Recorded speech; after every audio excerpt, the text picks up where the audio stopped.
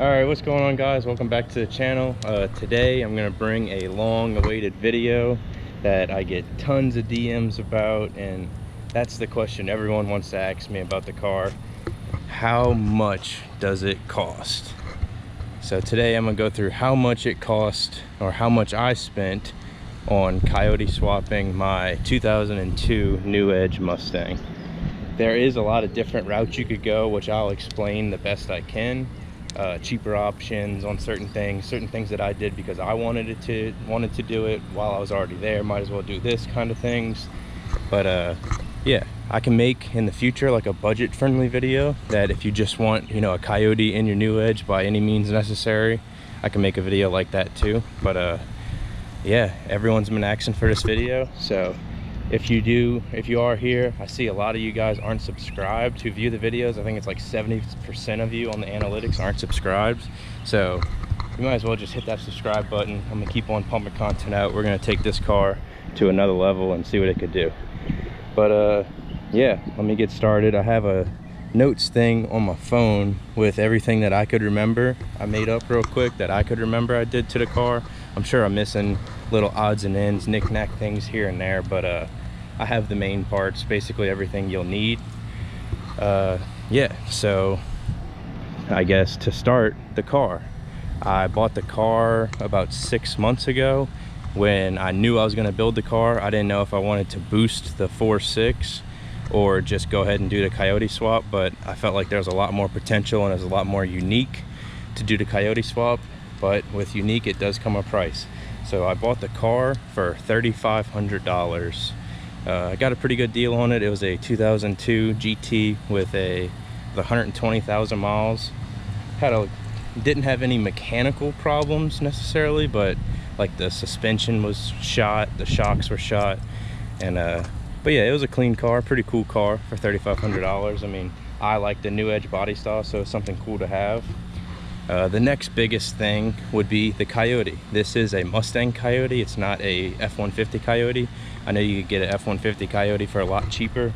This one has the 11:1 compression ratio, and the F-150 has the 10:5:1 compression with different cams. It doesn't make as much power, and honestly, to do the cams in the F-150 motor, to get it up to par with the Mustang motor, you're looking at the same price, really.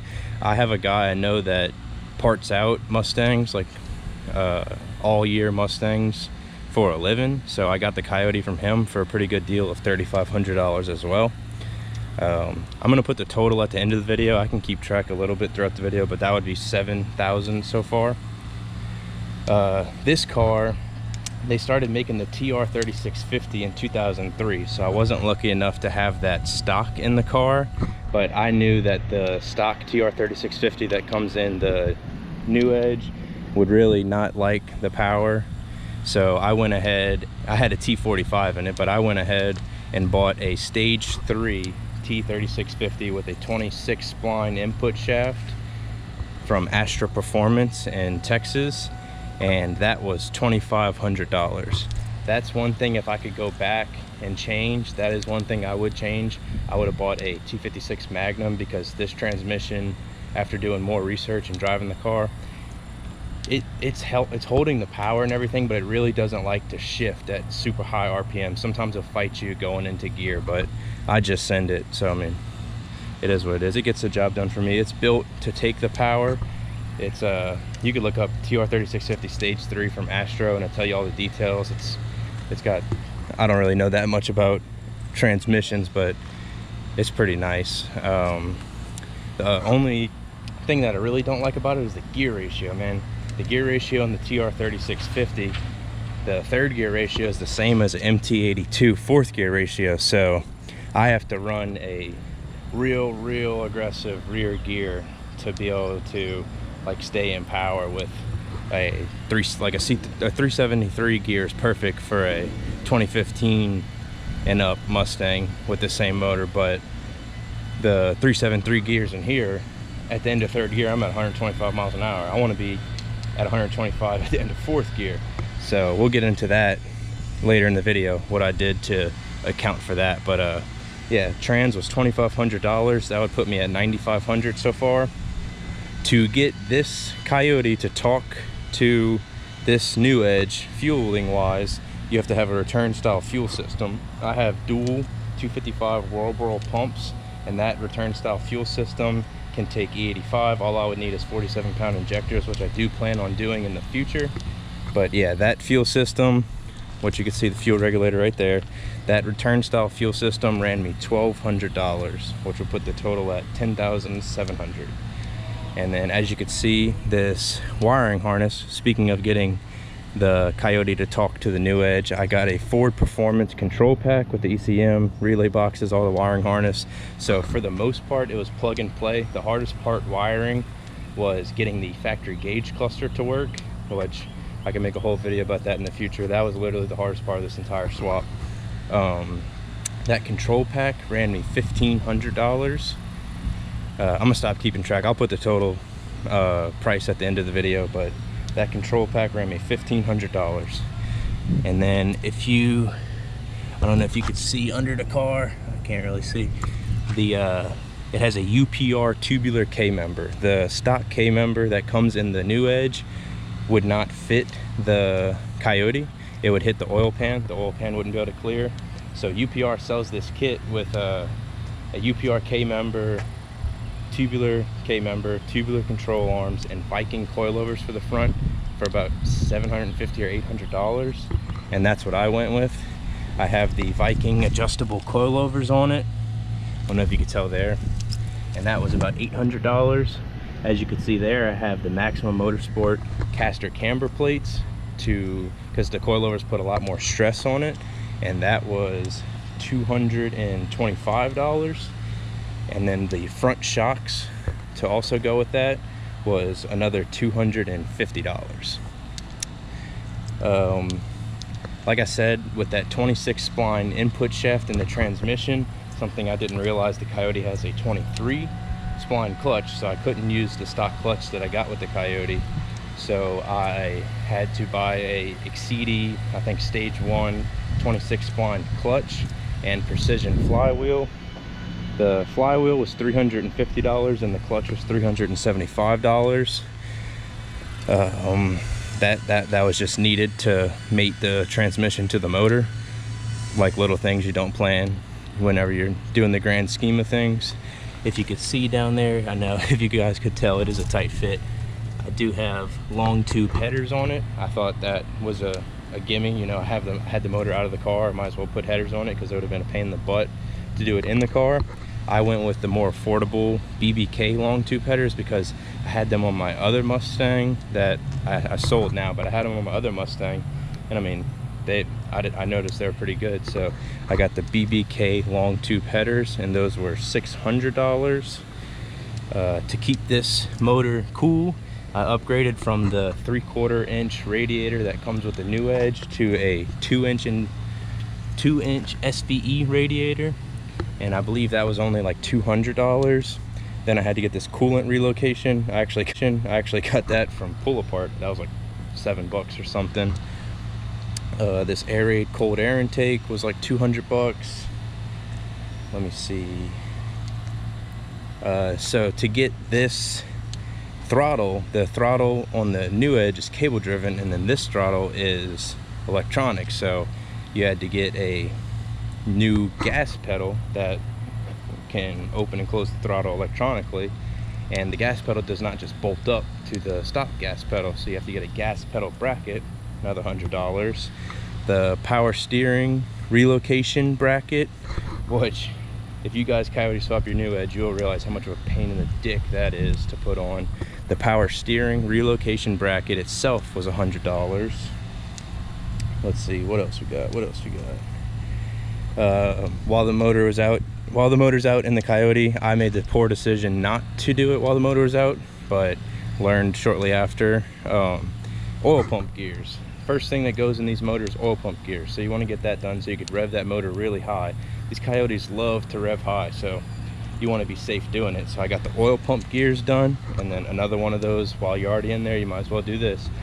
Since I'm taking all the timing components off to get access to the oil pump gears, you might as well go with upgraded timing components. You know, it was I think the motor had like 50,000 miles on it, so you know, why not? You're already in there. I hopefully, please God, do not have to go in the motor anytime soon. So the oil pump gears was like $300 from Boundary, I think is the name of it. And then the timing components, they were Boss 302 timing components, and I think it was like $600 for that.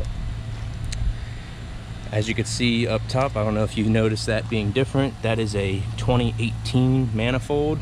Those 2018 manifolds allow this motor to make power at a much higher RPM.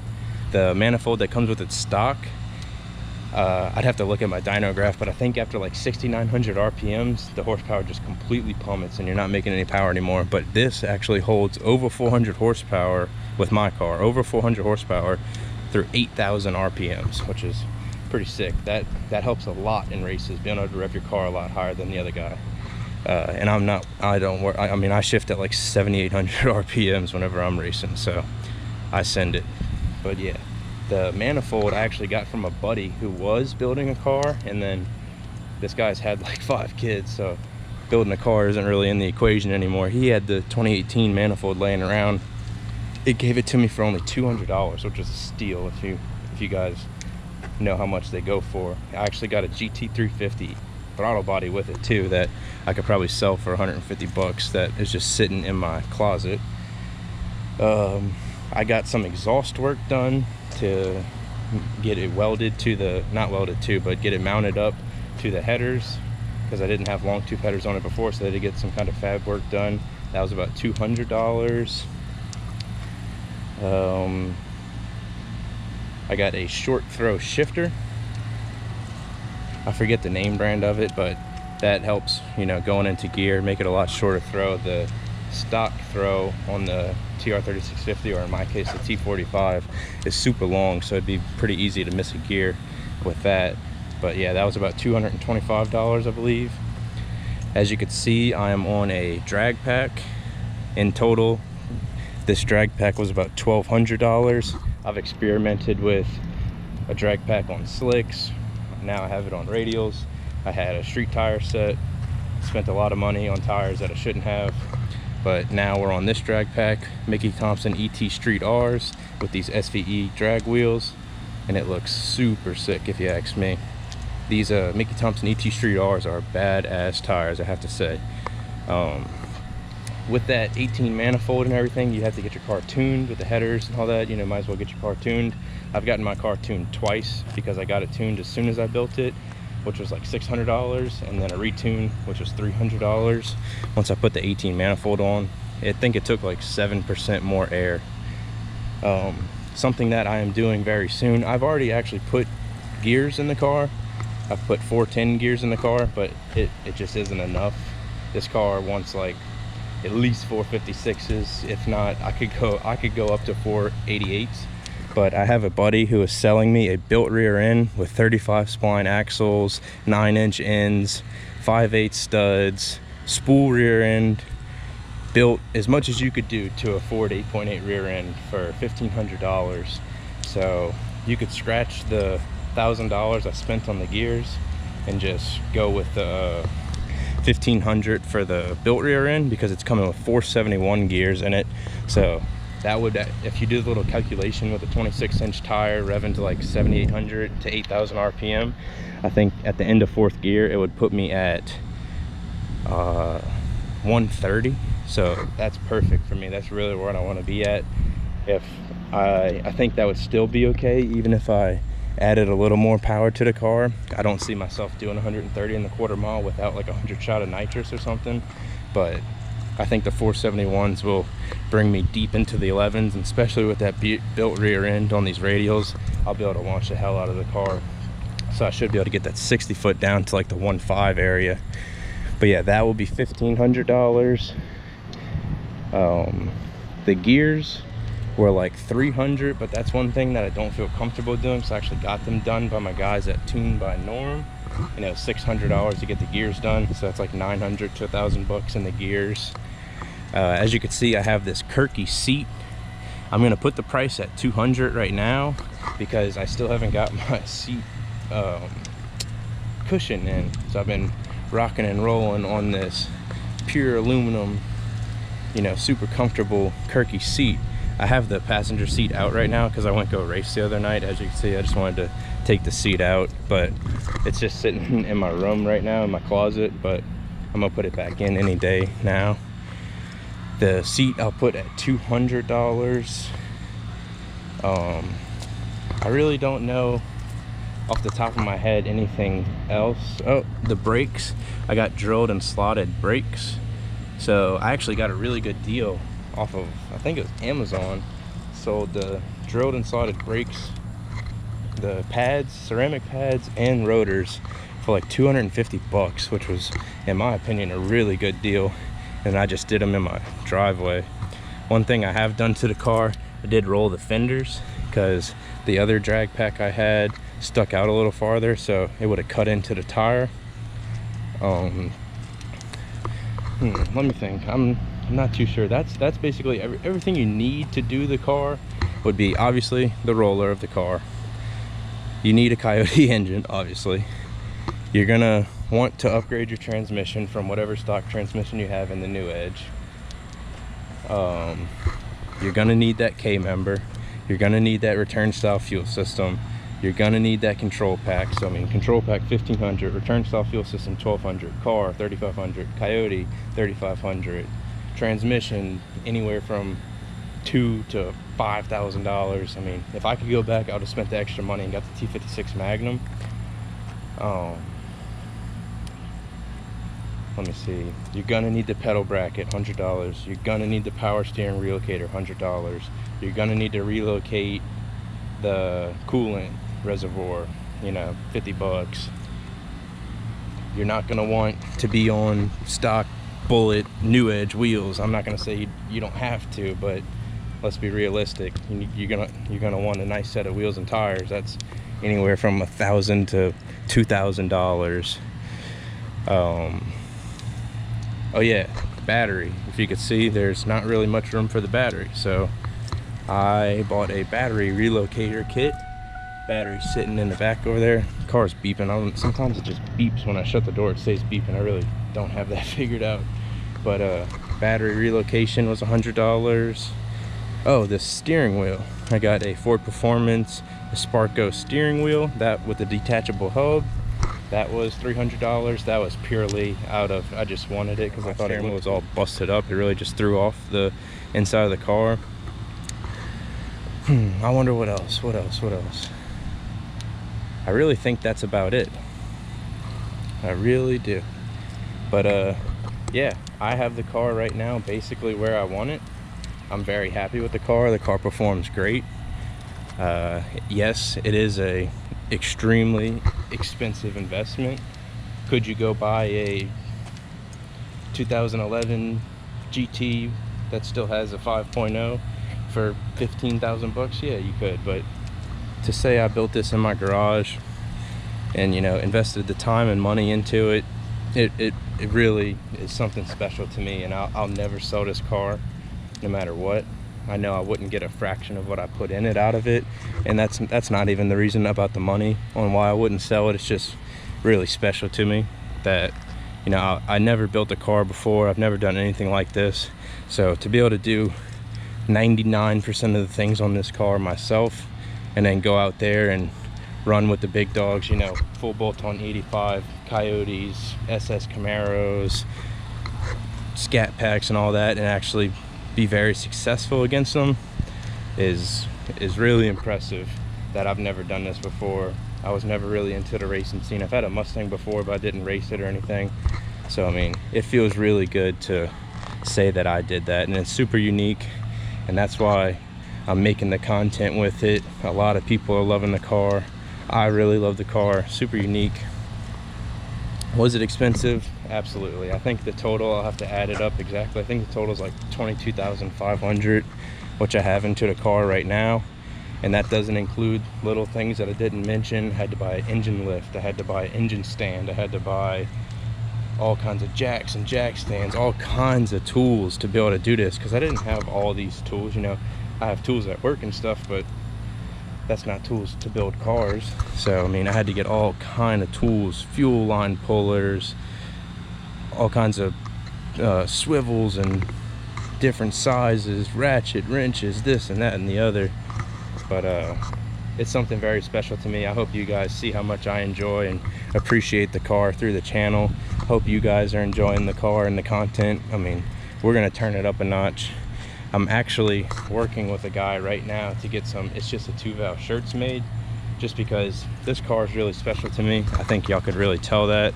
And I think a lot of people have grown to, you know, like the car and stay up to date with the car, and y'all are really joining the movement, and we're starting to take off. We're gaining traction. We're getting more and more views, more and more subscribers every day.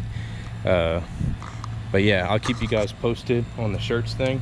It's gonna be a simple design, just something to get it out there. You know, people who rocked with me from the beginning, no telling where it'll go. I just have a ton of fun making content with the car, and so I could remember all these reactions with my best friends of like them reacting to the car I built. I'll be able to show my kids that, you know, posting it to YouTube. I just have a lot of fun.